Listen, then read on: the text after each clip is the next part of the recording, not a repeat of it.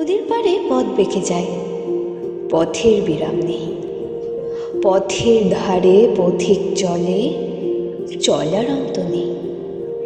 চলতে চলতে দেখল পথিক দুরন্ত এক প্রাণ, ঘুরছে ফিরছে লাফাচ্ছে সে, নাচছে গে গান।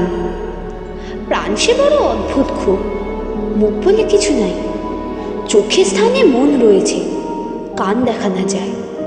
মুখের স্থানে মগজ দেখে ভয় যে সে পায়, মনের মাঝে কানন যে তার ভয় থামিয়ে দেয়। মগজ যে তার গাইছে সে গান, গানের কথা শুনে শুনতে শুনতে মনের মাঝে শব্দগুলি বলি।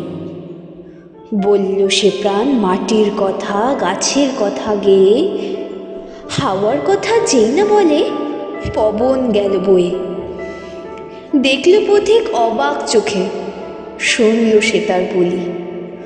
বুঝলো তবু বুঝলো না, তাও ভাবল নয়ন তুলি। কত অদ্ভুত তার শব্দ বিচার, অদ্ভুত তার চাল, অদ্ভুত রূপে তাকাচ্ছে সে, ভাঙছে সে মায়া জাল। বলল ডেকে পথিক তারে, কি হে তুমি প্রাণী, কেমনে তুমি গাইছো এ গান, বোঝাও তো সেইখানি।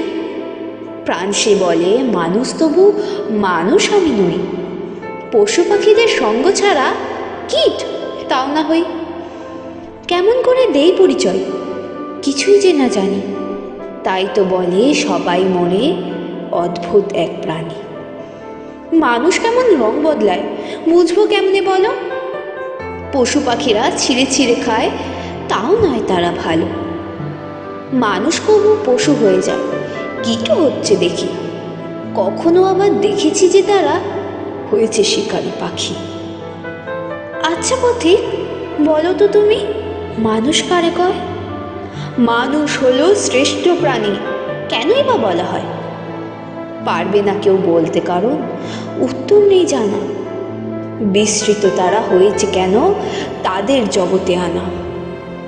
শ্রেষ্ঠত্বের অর্থ তারা খেয়েছে যে সব গুলে, তাই তো আমি অদ্ভুত প্রাণী, যেও না কবুতা ভুলে।